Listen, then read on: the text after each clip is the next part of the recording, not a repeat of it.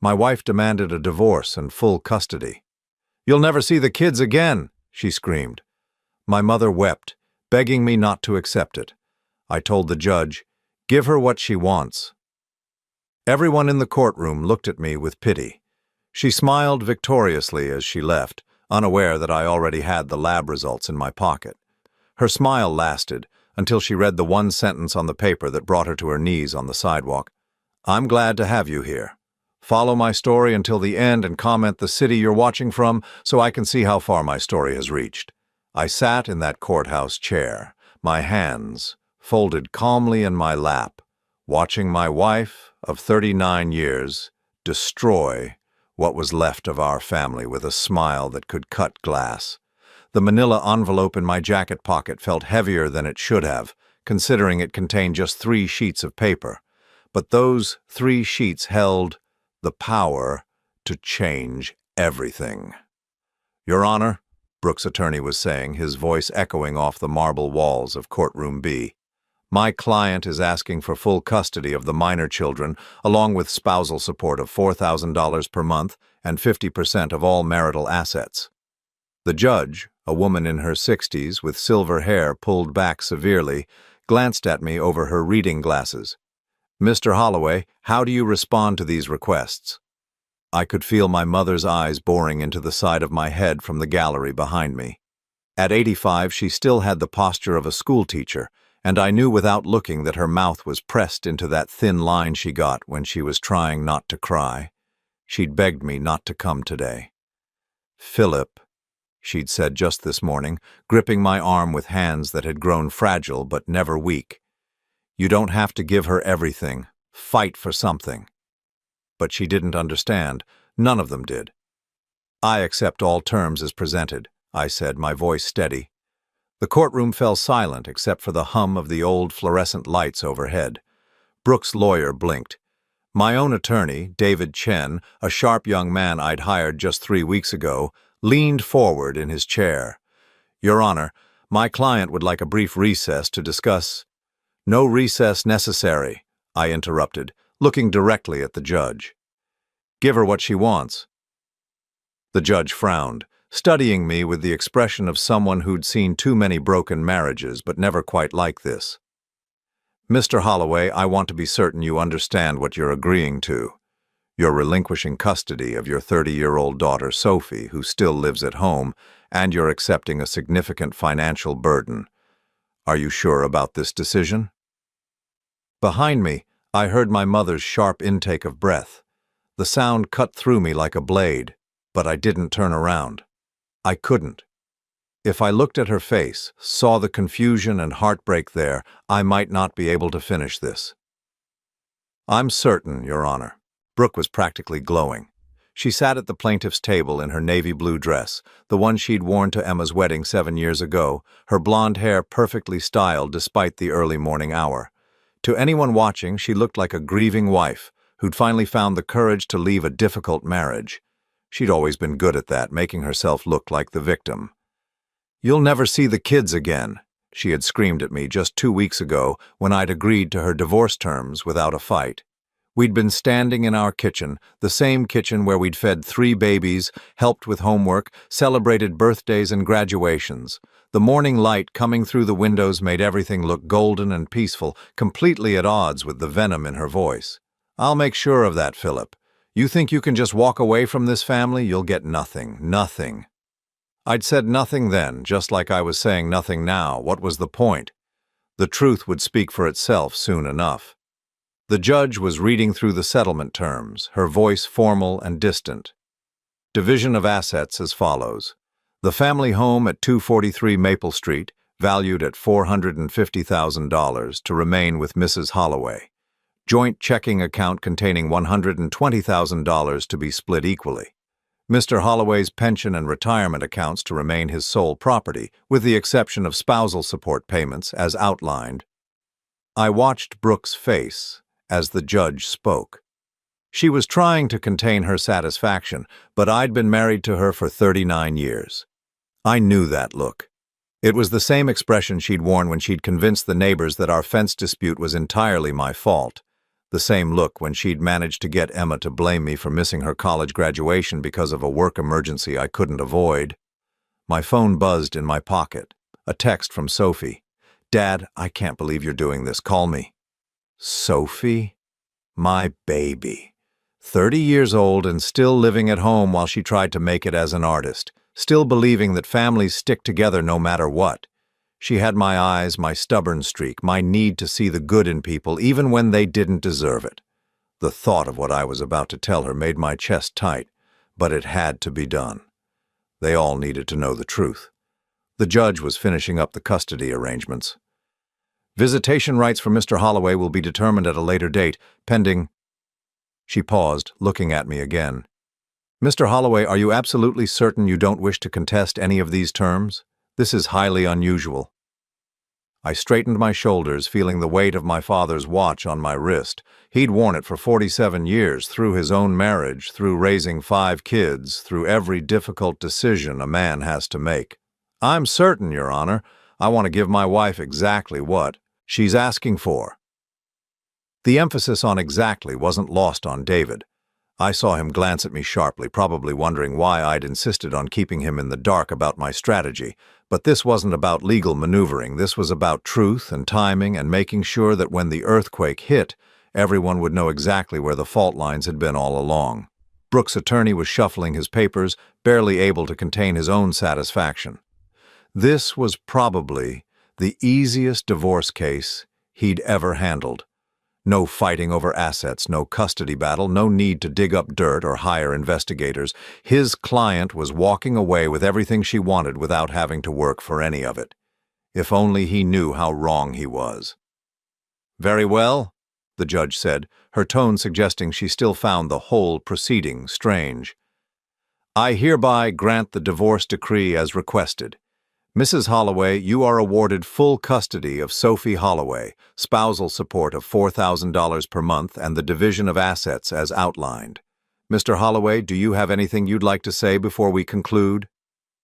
I stood up slowly, my knees protesting after sitting in the uncomfortable wooden chair for over an hour. The manila envelope crinkled slightly as I adjusted my jacket. "No, Your Honor.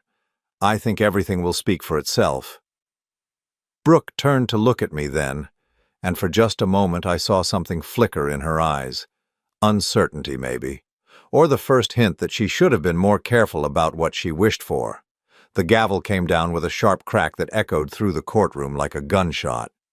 "Court dismissed."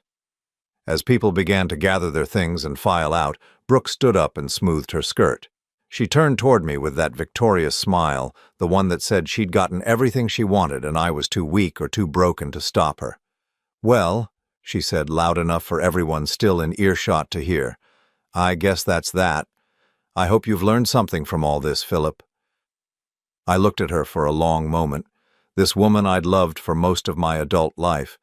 This woman who'd given me 3 children and 39 years of what I'd thought was happiness. Her blue eyes were bright with triumph, her chin raised in that defiant way that had once seemed charming but now just looked cruel. "Oh, I've learned quite a lot," I said quietly, patting the envelope in my jacket pocket. "More than you know." Something in my tone must have registered, because her smile faltered slightly. But then David was at my elbow, my mother was approaching with tears in her eyes, and the moment passed. Brooke gathered her purse and swept out of the courtroom with her lawyer, no doubt planning to call her sister and friends to share the good news about how completely she'd won. But as I stood there in that cold courthouse watching her leave, I couldn't help thinking about something my father had told me years ago. "Son," he'd said, "the worst thing you can do to someone who thinks they've outsmarted you is to let them keep thinking it right up until the moment they realize they haven't." The envelope in my pocket seemed to pulse like a heartbeat. Soon, very soon now, Brooke was going to learn that her victory celebration had been premature, because what she didn't know, what none of them knew except for me and the lab technician who'd processed the samples, was that this wasn't the end of anything. It was just the beginning. 3 months before that courthouse scene, I was sitting in my home office at 2 in the morning, staring at a photograph I'd found in Brooke's jewelry box, while looking for my grandmother's ring to give to Emma for her anniversary. The photo showed Brooke laughing with a man I didn't recognize, their faces close together, her hand on his arm in a way that spoke of intimacy I hadn't seen from her in years. But it wasn't the photo that had started my investigation. It was something much simpler, much more devastating. It was Sophie asking me why she didn't have my green eyes when she'd been filling out some medical form for her art school application. "Dad," she'd said, looking up from the kitchen table where she'd spread out her paperwork, "the form asks about family medical history. Do you think it matters that I have brown eyes and you have green ones? I mean, genetically speaking?" I'd been pouring myself coffee, getting ready for another day at the engineering firm where I'd worked for 37 years. It was a Tuesday morning in March, raining lightly, the kind of day that feels ordinary until it isn't anymore. "Well," I'd said, setting down my mug and really looking at her for the first time in a while, "brown eyes are dominant, so it's possible. Your mother has brown eyes." But even as I said it, something nagged at me.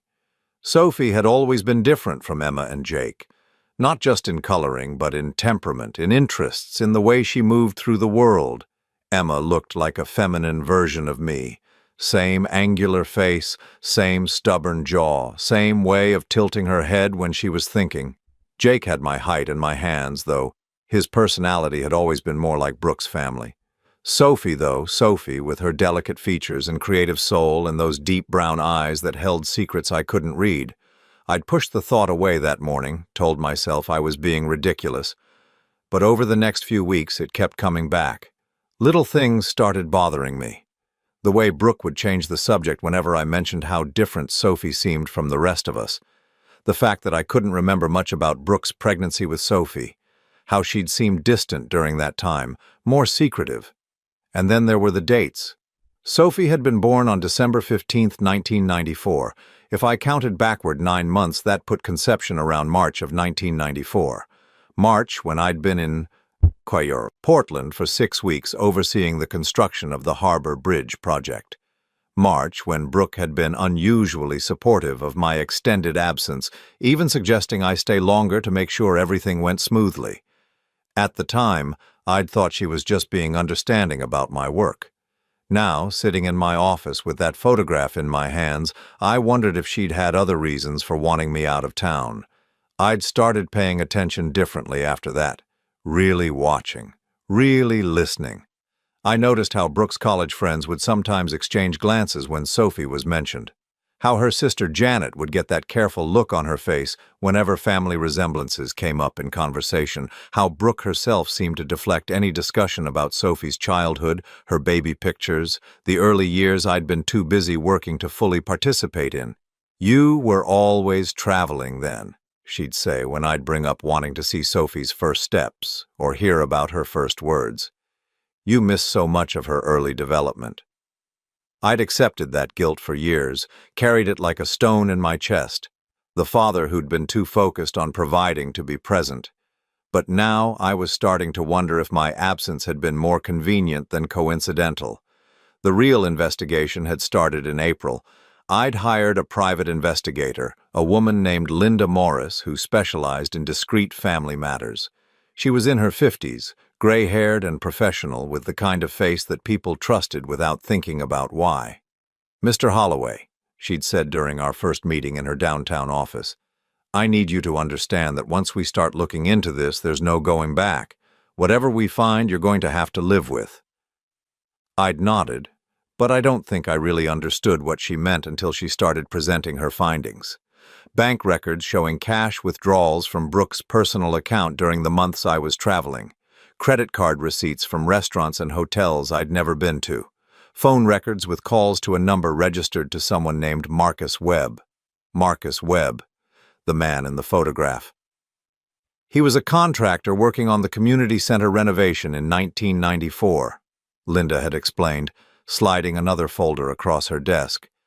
According to public records, he was married at the time, had 2 kids of his own.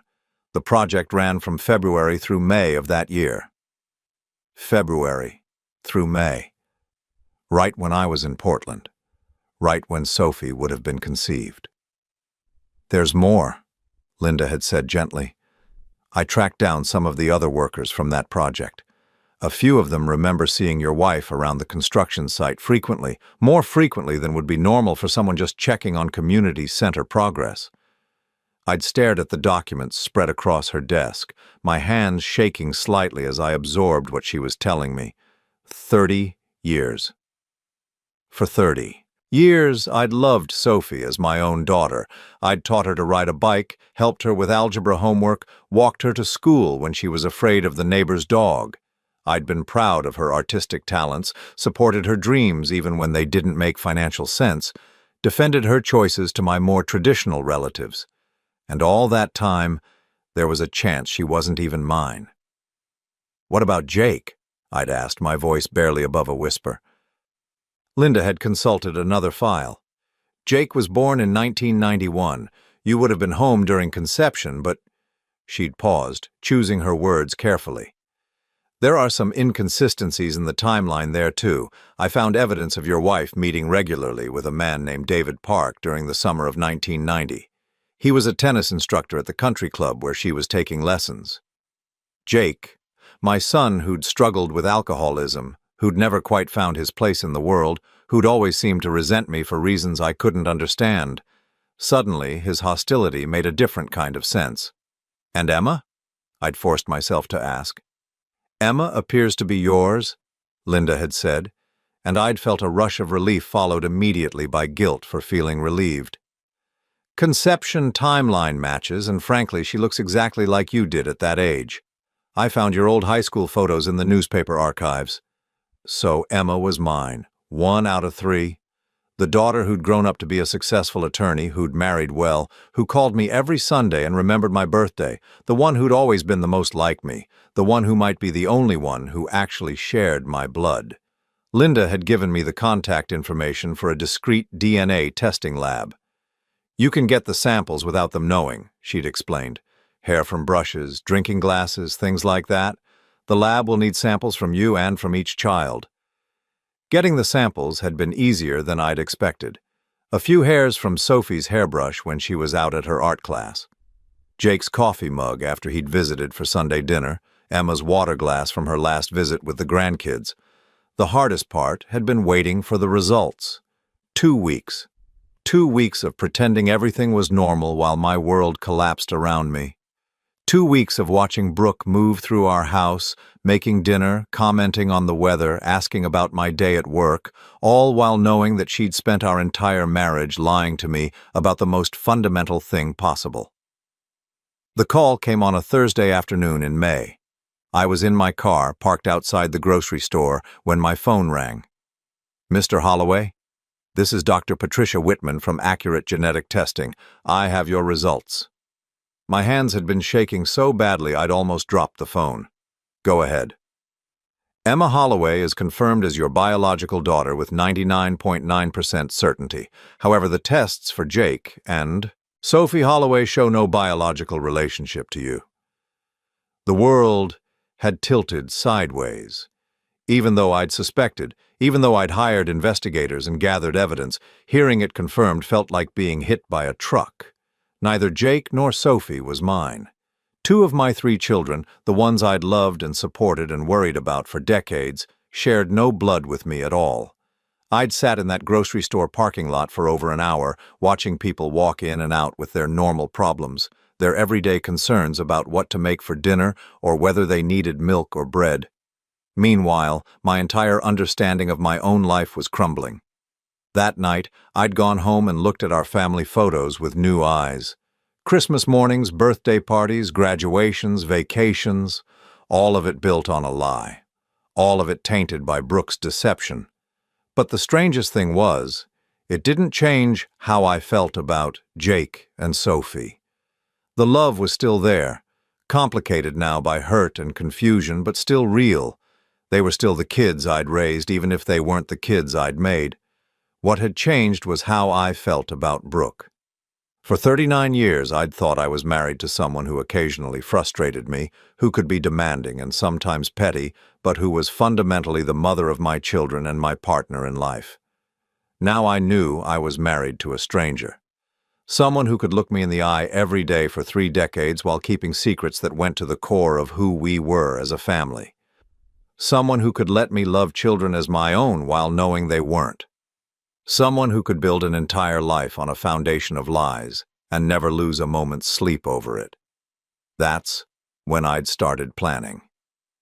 Not for revenge exactly, but for truth. For the moment when all the careful constructions and convenient fictions would finally come tumbling down. Because Brooke had been right about one thing that morning in the kitchen when she'd screamed at me about the divorce. I did think I could walk away from this family, but not the way she thought and not for the reasons she assumed. I was walking away because they weren't my family at all, and it was time for everyone to know it. The call came exactly 1 week after the divorce was finalized. I was sitting in my new apartment, a modest 2-bedroom place downtown that I'd rented the day after moving out of the house on Maple Street. The morning sun streamed through unfamiliar windows, casting shadows across boxes I hadn't yet unpacked, when my phone buzzed with David Chen's number. "Philip, we need to meet, today if possible." His voice was tense in a way I hadn't heard before. "Brooke's attorney contacted me this morning. Apparently she wants to discuss modifying the custody arrangement." I set down my coffee cup, feeling the first spark of satisfaction I'd experienced in months. Modifying it? How?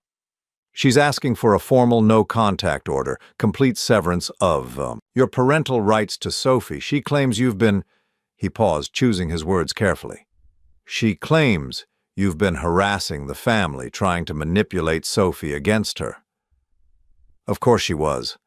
I'd been waiting for this move, actually surprised it had taken her a full week to make it. Brooke couldn't stand not having complete control, and my calm acceptance of the divorce terms had clearly unsettled her more than she'd expected. "When can you meet?" I asked. 2 o'clock? My office?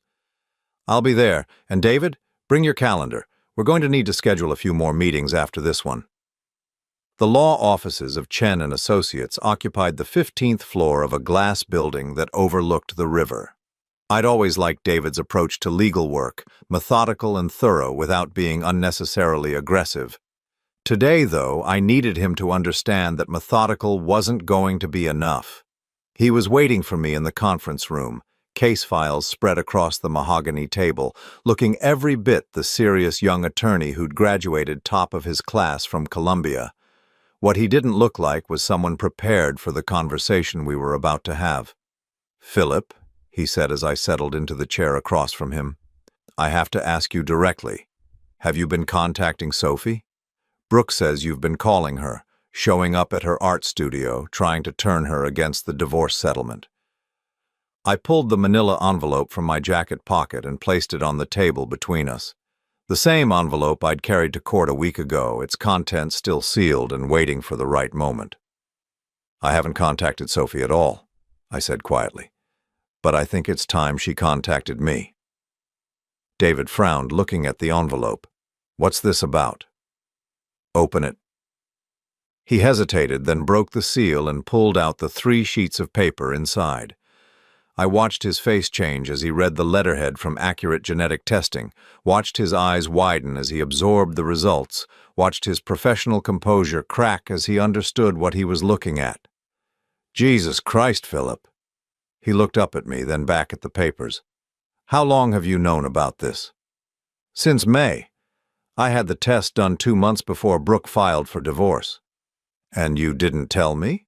His voice was sharp now, the tone of an attorney who'd just realized his client had been playing a much deeper game than anyone suspected. "Do you understand what this means? What we could have done with this information during the proceedings?" I leaned back in my chair, studying his face. David was a good lawyer, but he was young. He still thought about legal battles in terms of winning and losing, tactics and strategy. He didn't understand that sometimes the most powerful move is the one your opponent never sees coming. "What it means," I said carefully, "is that Brooke has been living a lie for 30 years, and now she's about to find out that lies have consequences." David was scanning the documents again, his legal mind already working through the implications. "This changes everything. Custody, support obligations, asset division. If Sophie and Jake aren't your biological children, then Brooke has been committing fraud for 3 decades. making me financially responsible for children that weren't mine, while sleeping with other men and passing their children off as mine. The words hung in the air between us, like a challenge. David set the papers down and looked at me with new eyes, finally understanding that the quiet, agreeable client he thought he knew had been something else entirely. "Why didn't you use this during the divorce?" he asked. "Because I wanted to see how far she'd go. I wanted to know exactly what she thought she could get away with." I reached for the papers, carefully placing them back in the envelope. "And because I wanted her to feel safe, confident, victorious." David shook his head slowly. "Philip, this is nuclear. When this comes out, it's going to destroy her completely." "Yes," I said simply. "It is." He was quiet for a long moment, staring out the conference room windows at the city below. When he spoke again, his voice was different, more cautious. "What do you want to do with this information?" "I want to schedule a family meeting, all of them. Emma, Jake, Sophie, Brooke. I want them all in one room when I tell them the truth." "That's—" He paused, clearly struggling with the ethics of what I was proposing. "That's going to be devastating for the kids, for Sophie especially." I felt the familiar tightness in my chest, the same pain that had been my constant companion since that phone call from Dr. Whitman. Sophie, my baby girl, who'd inherited her artistic soul from someone I'd never met. Jake, my troubled son, whose anger and resentment suddenly made perfect sense. "They deserve to know the truth," I said. "All of them. Emma deserves to know she's my only biological child. Jake and Sophie deserve to know why they never quite fit, why they always felt different, and Brooke—" I paused, feeling something cold and final settle in my chest. "Brooke deserves to face what she's done." David was taking notes now, his pen moving across the legal pad in quick, precise strokes. "We'll need to think about this carefully. The timing, the setting, how we present the information, and we'll need to consider the legal ramifications. This could affect child support obligations, inheritance rights, a dozen other things." "I've been thinking about it for months," I told him. "Every angle, every consequence. I'm ready." He looked up from his notes. "What about Brooke's request for the no-contact order?" I smiled then, the first genuine smile I'd felt in weeks. "Tell her attorney we'd be happy to discuss it.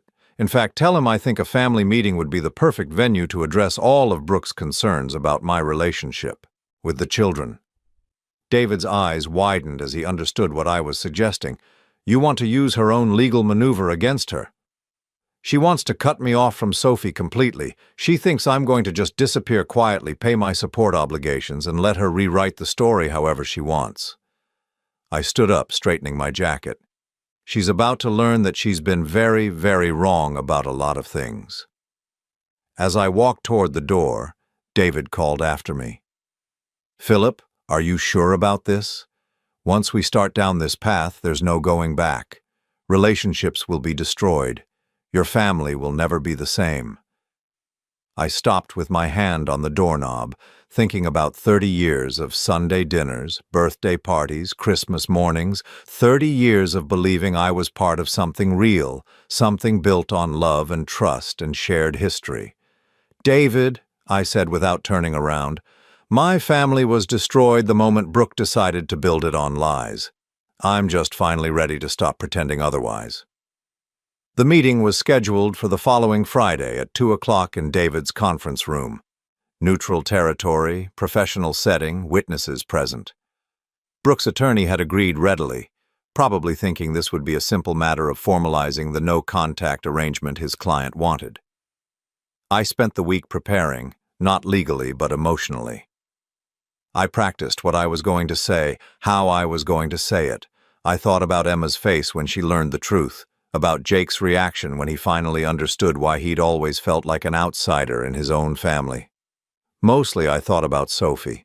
Beautiful, talented Sophie who'd inherited her creativity from a stranger and her stubborn streak from the man who'd raised her, but not made her. On Thursday night I called my mother. "Philip?" Her voice was worried, the way it had been since the divorce. "Are you all right?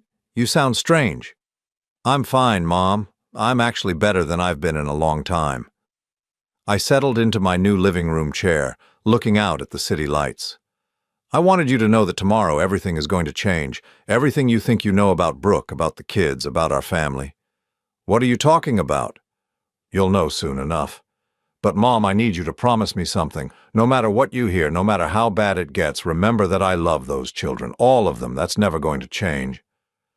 There was a long silence on the other end of the line. Finally, she spoke, her voice soft and knowing in the way that only mothers can be. Philip, what did you find out? The truth, Mom. I found out the truth. Friday morning dawned, clear and cold, the kind of autumn day that makes you think about endings and new beginnings. I dressed carefully, wearing my best suit, my father's watch, the tie Emma had given me for my 60th birthday. As I walked into David's office building, I felt the weight of the envelope in my pocket one last time. Soon it wouldn't be my secret anymore. Soon everyone would know what Brooke had done, what she'd stolen from all of us. The elevator ride to the 15th floor felt like the longest 2 minutes of my life. But when the doors opened and I stepped into the hallway, I wasn't nervous anymore. I was ready to tell my family the truth, all of it, even if it destroyed us completely. They were all there when I walked into the conference room at exactly 2 o'clock. Emma sat closest to the door, her lawyer instincts probably telling her to position herself where she could observe everyone's reactions. She looked polished and professional in her dark gray suit, but I could see the tension around her eyes, the way she kept checking her phone as if hoping for an escape. Jake slumped in his chair at the far end of the table, wearing a wrinkled button-down shirt that smelled faintly of cigarettes. He'd driven up from Portland that morning, probably stopping at a bar on the way based on the slight tremor in his hands and the way he avoided eye contact. At 33, he still looked like a teenager who'd gotten called to the principal's office. Sophie sat between them, her long brown hair pulled back in the messy bun she favored when she was nervous.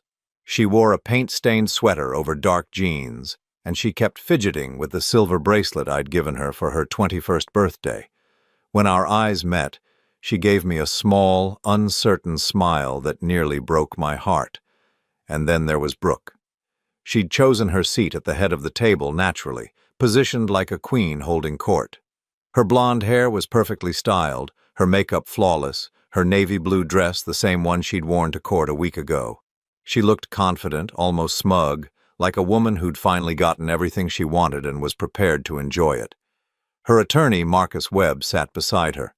Not the Marcus Webb from her past, but the irony of the shared name wasn't lost on me. This Marcus was younger, eager, the kind of lawyer who took cases like this because they seemed simple and lucrative. "Thank you all for coming," David began, settling into his chair with a thick folder in front of him. "As you know, we're here to discuss Mrs. Holloway's request for a formal modification of the custody arrangement." Brooke leaned forward slightly, her hands clasped on the table. "I want to make it clear that this isn't personal. Philip has been through a difficult time with the divorce, and I think it's best for everyone, especially Sophie, if we establish some clear boundaries moving forward." Sophie frowned. "What kind of boundaries?" "Legal boundaries," Brooke's attorney said smoothly. "Your mother feels that a clean break would be healthiest for all parties involved." Emma, who'd been quiet until now, finally spoke up. "Are we talking about cutting Dad off from Sophie completely? That seems extreme."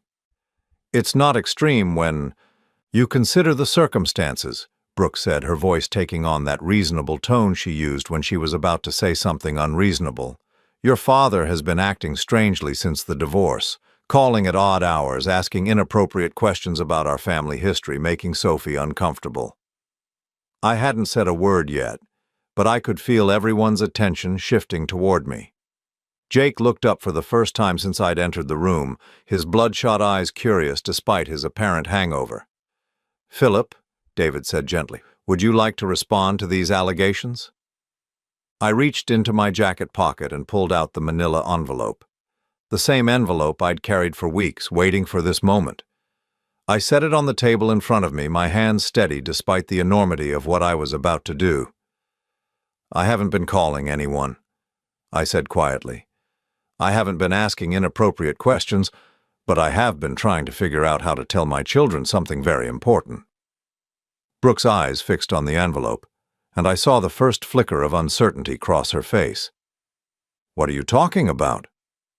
I looked around the table at the three people I'd raised as my own children, these young adults I'd loved and worried about and been proud of for their entire lives. Emma with her father's stubbornness and drive, Jake with his wounded anger that had never made sense until now, Sophie with her gentle heart and artistic soul. "I'm talking about the truth," I said, "about who we really are as a family, about lies that have been told for 30 years. The room fell silent. Even Brooke's attorney stopped taking notes, sensing that whatever was about to happen was bigger than a simple custody modification. I opened the envelope and pulled out the DNA test results, setting them on the table where everyone could see the letterhead. 3 months ago, I had genetic testing done, on myself and on each of my children. Emma leaned forward, her lawyer training kicking in. "Dad, what is this about?" "It's about the fact that Jake and Sophie are not my biological children." The words dropped into the silence like stones into still water. For a moment, nobody moved. Nobody breathed. Then Sophie laughed, a nervous, disbelieving sound. "That's ridiculous. Of course we're your children." Jake was staring at the papers, his face pale. "What do you mean, not biological?" I picked up the first sheet and handed it to Emma. "Your test confirms what I always knew. You're my daughter, genetically and in every other way that matters." Then I handed the second sheet to Jake. "But this test shows no biological relationship between you and me." Jake's hands shook as he read the results.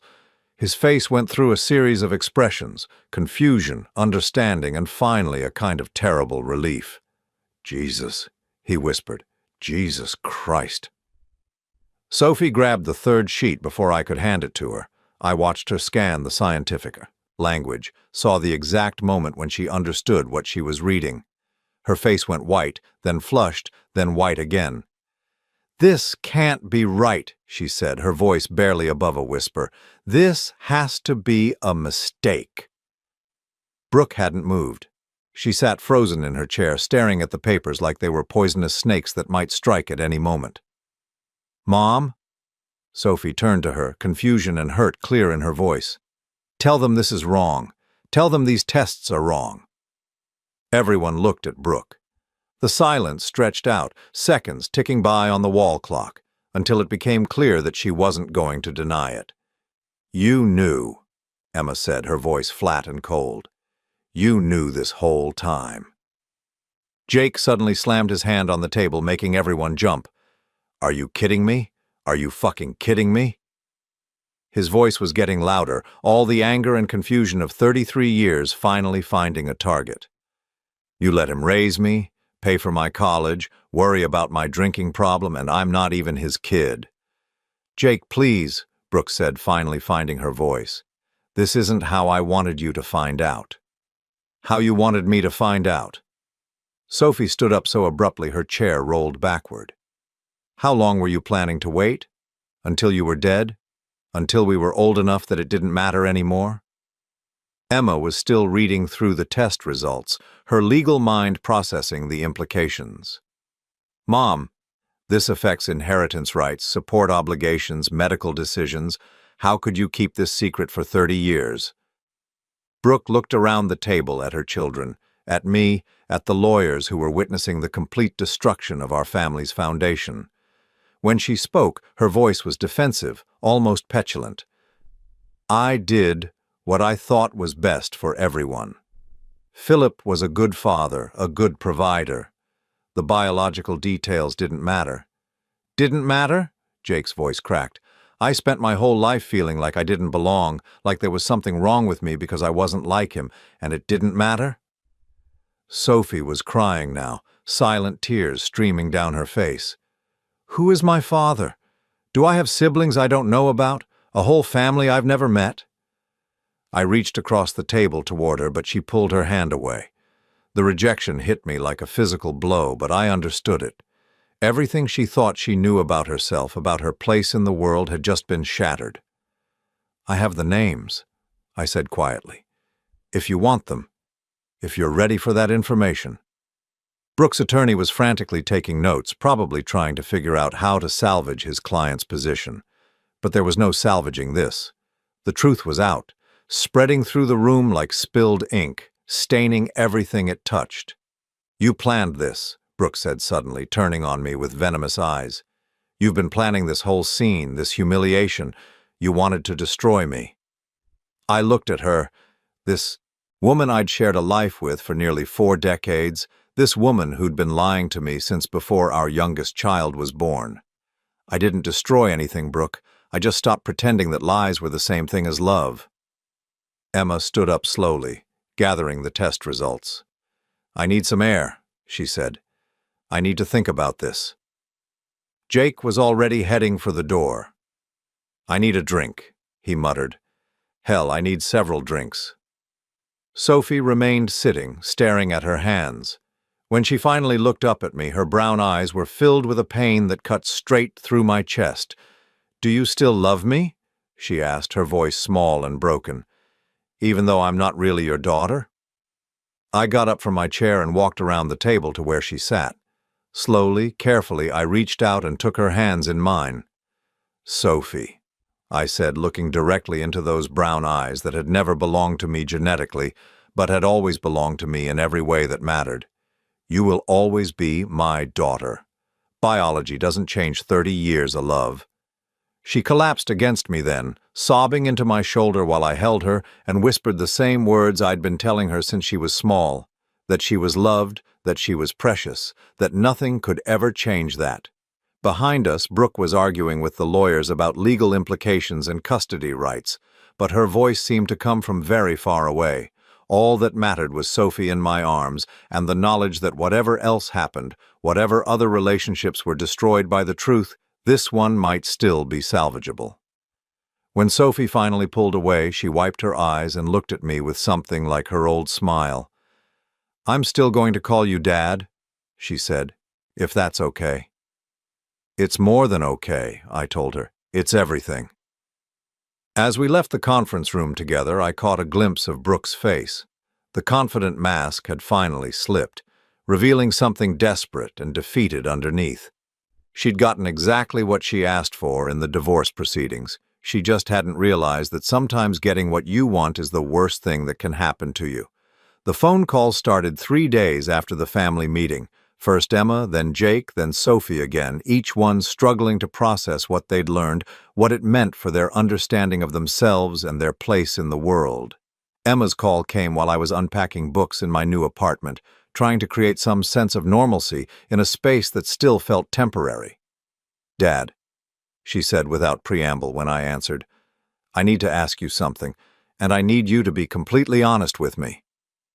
I set down the copy of Moby Dick I'd been holding, the same edition I'd read to her when she was 8 years old and going through her adventure story phase. "Of course." "Did you know? Before the tests, I mean. Did you suspect that Jake and Sophie weren't yours?"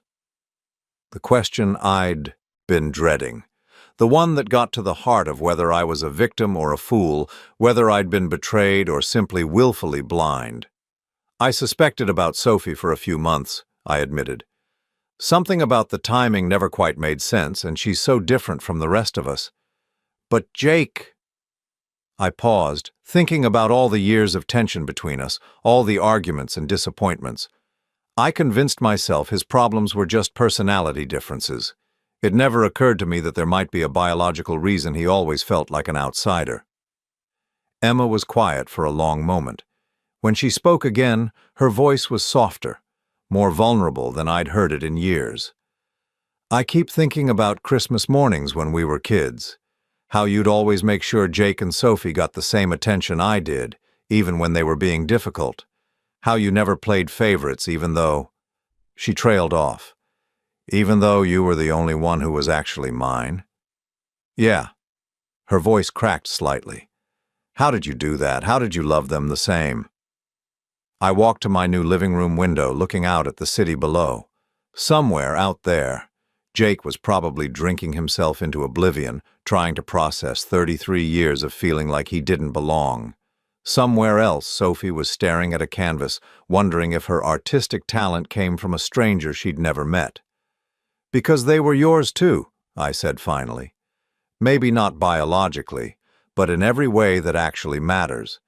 I changed their diapers, walked the floor with them when they were teething, taught them to ride bikes, and helped with homework. Biology is just genetics, Emma. Love is a choice you make every day." She was crying now, soft sniffles that reminded me of the little girl who used to crawl into my lap when she was scared.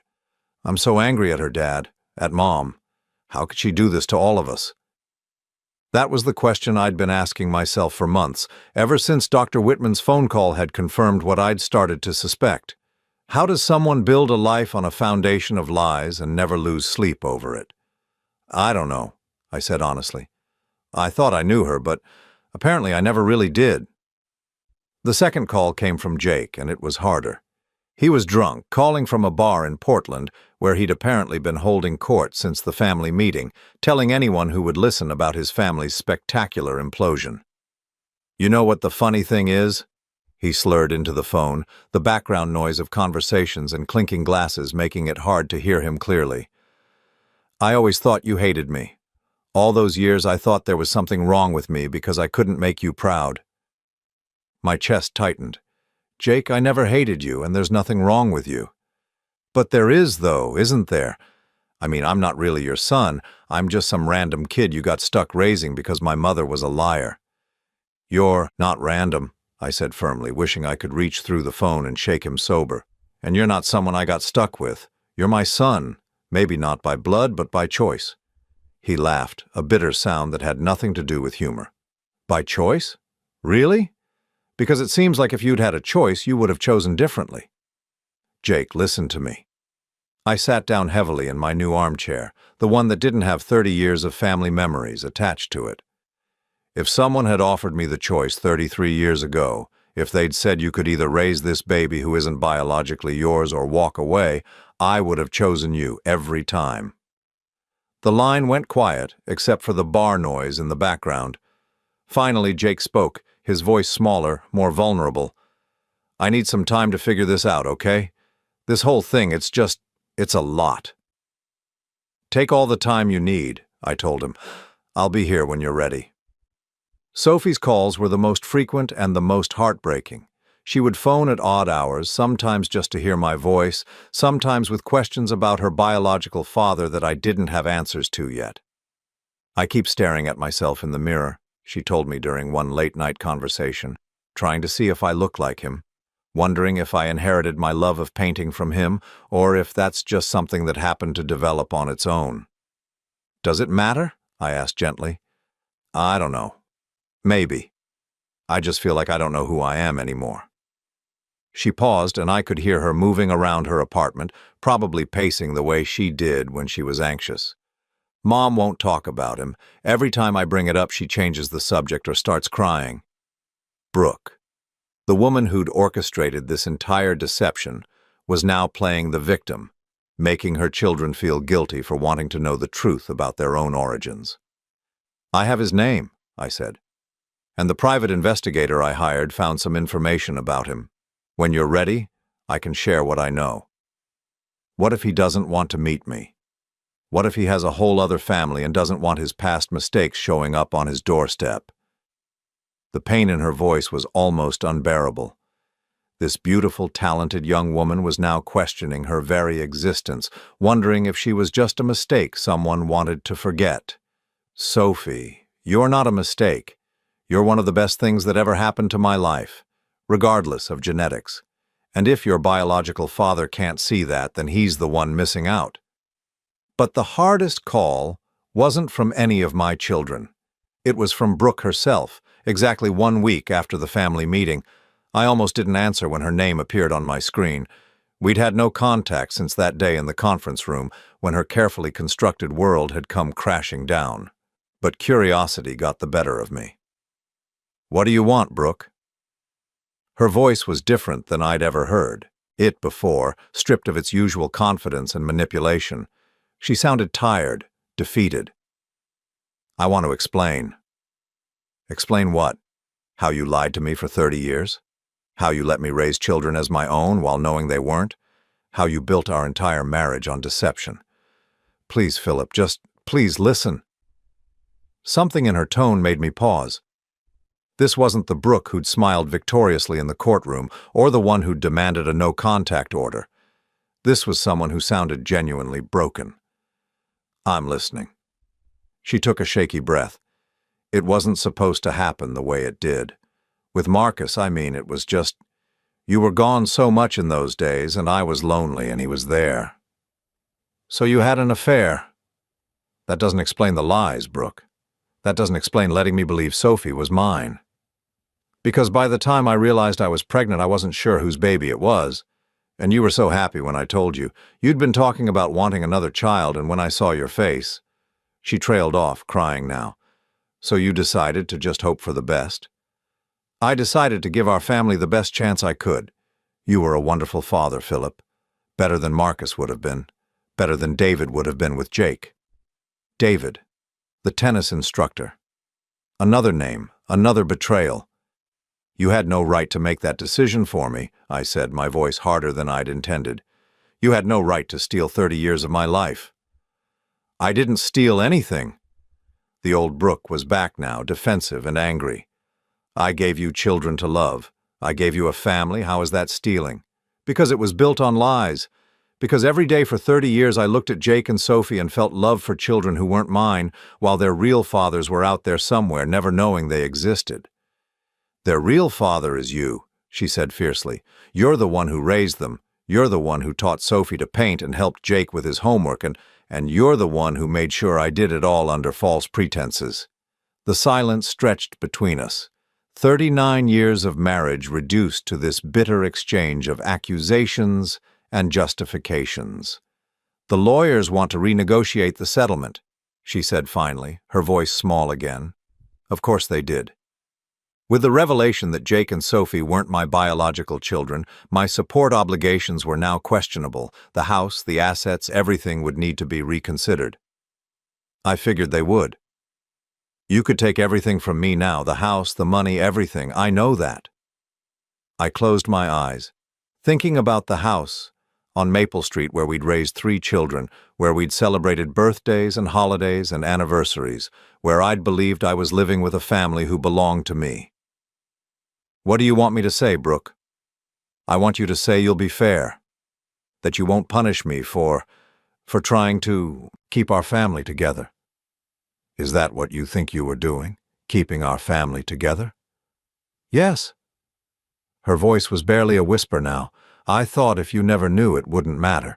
You loved them so much and they loved you. I thought that was enough. It wasn't your decision to make. After I hung up, I sat in my quiet apartment for a long time, thinking about choices and consequences, about the difference between love and lies. Somewhere across town, Brooke was probably sitting in our old house, surrounded by the remnants of a life that had been revealed to be largely fictional. Tomorrow, I would meet with David to discuss the legal implications of everything that had been revealed. Tomorrow, I would start the process of rebuilding relationships with Jake and Sophie based on honesty instead of deception. But tonight, I just sat in my new home and grieved for the family I'd thought I had, the life I'd thought I'd lived, and the 39 years of marriage that had just been revealed to be something else entirely. The truth had set me free, but freedom, I was learning, could be a lonely place to start over. 6 months after the family meeting, I was sitting in Sophie's art studio, watching her put the finishing touches on a painting that took my breath away.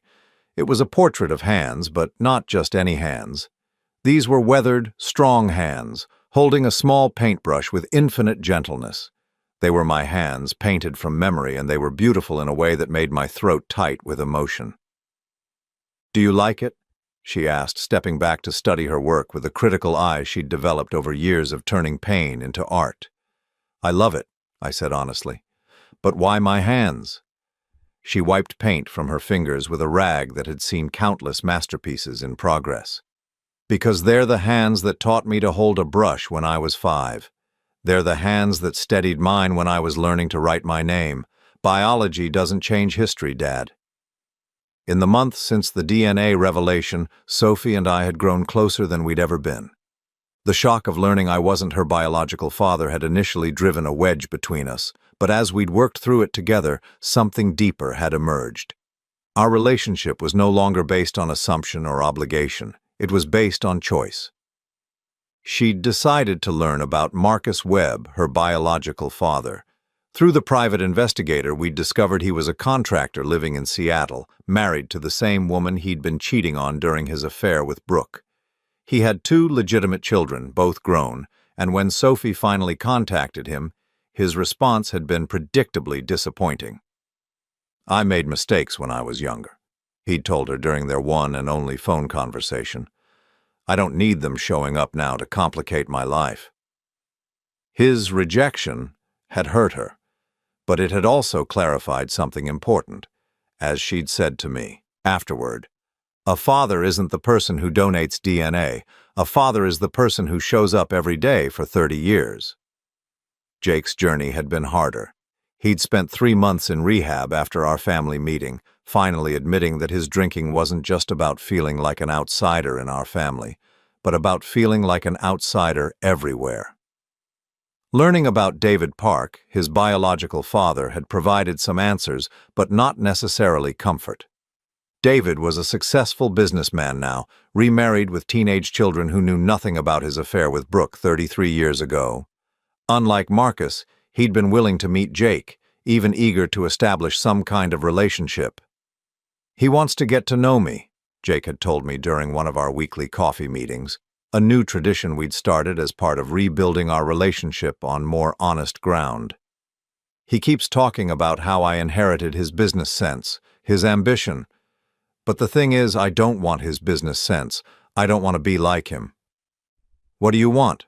I'd asked. "I want to be like you," he'd said simply. "Maybe not genetically, but in the ways that matter. I want to be the kind of man who sticks around when things get hard, who keeps his commitments, who chooses his family every day instead of just getting stuck with them."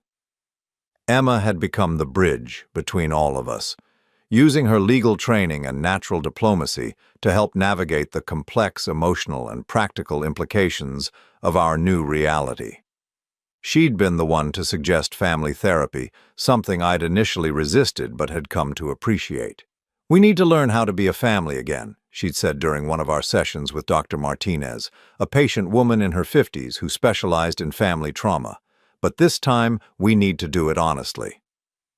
The therapy had helped all of us, even revealing some things about Emma's own struggles with the revelation. As the only biological child, she'd felt guilty about her genetic connection to me, worried that Jake and Sophie might resent her for it. "I keep thinking I should feel special because I'm your real daughter," she'd admitted during one particularly difficult session. "But then I feel terrible for thinking that because it implies that Jake and Sophie are somehow less real." "You're all real," I'd told her, and I'd meant it. "Being my biological daughter doesn't make you more my child than Jake and Sophie are. It just makes you my child in a different way." The legal settlement with Brooke had been finalized 3 months ago. With the DNA results in evidence, the original divorce agreement had been modified significantly. I was no longer obligated to pay spousal support, and my child support obligations for Jake and Sophie had been adjusted to reflect their changed status. Brooke had kept the house, but she'd had to take out a significant mortgage to buy out my equity. She'd also started working for the first time in decades, taking a job as an administrator at a dental office. The woman who'd once lived off my income was now struggling to make ends meet on her own. I should have felt vindicated. Instead, I mostly felt sad.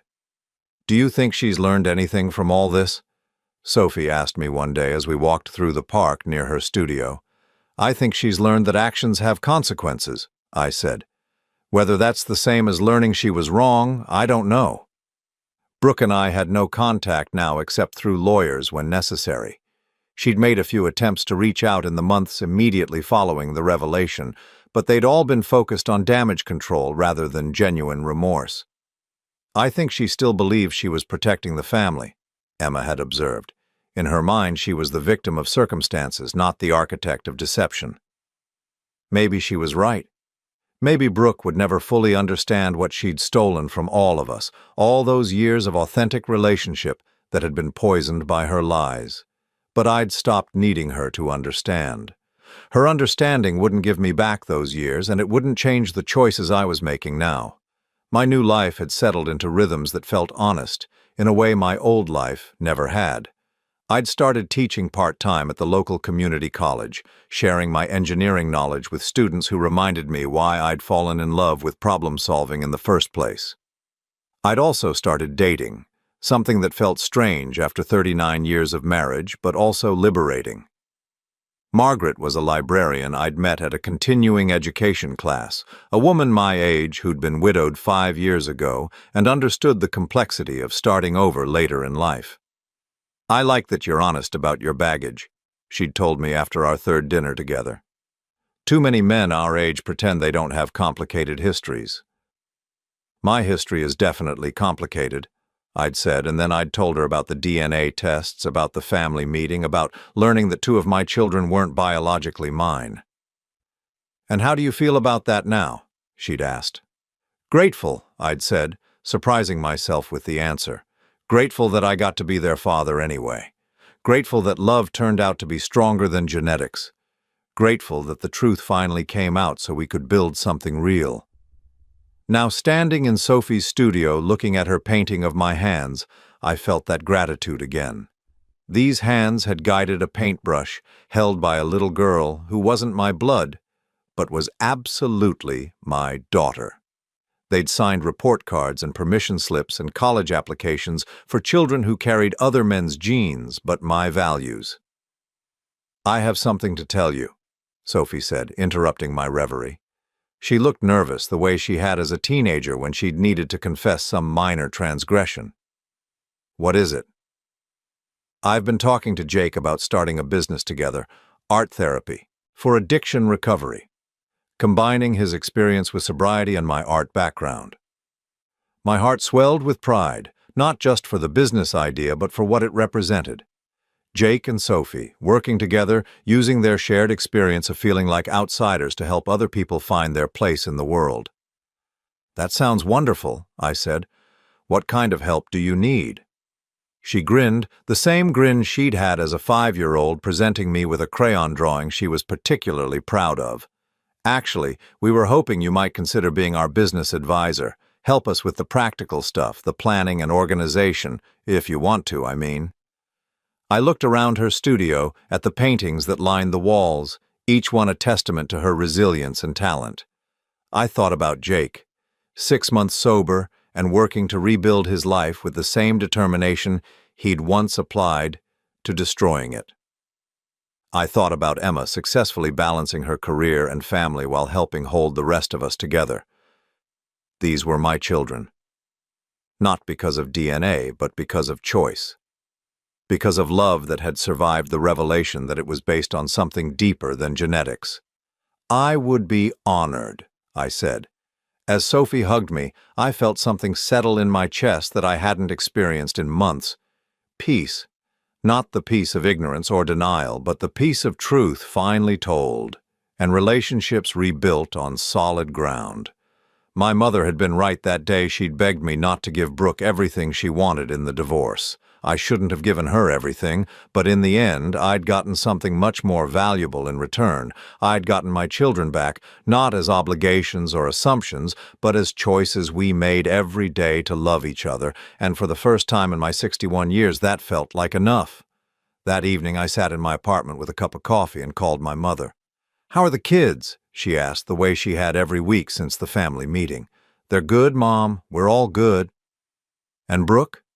I considered the question. Brooke was struggling financially, isolated from the children she'd manipulated for years, facing the consequences of choices she still didn't fully understand. But she was also an adult who'd made those choices freely, and her consequences weren't my responsibility anymore. "Brooke is living with the results of her own decisions," I said, "just like the rest of us." "Are you happy, Philip?" I looked around my small apartment, thinking about Sophie's painting that would soon hang on my wall, about my coffee meetings with Jake, about Sunday dinners with Emma and her family, about Margaret and the possibility of love that wasn't built on lies. Yes, Mom, I think I finally am. After I hung up, I walked to the window and looked out at the city lights, thinking about second chances and new beginnings. Tomorrow, Sophie and Jake would come over to discuss their business plan. Next week, Margaret and I would go to the theater. Next month, Emma's youngest would have a birthday party where I'd be celebrated as Grandpa, a title that meant more to me now than it ever had when I'd assumed it was my biological right. The truth had cost me a marriage and the family I'd thought I had. But it had given me something better, the family I'd actually chosen and who had chosen me back. In the end, that was enough. It was everything.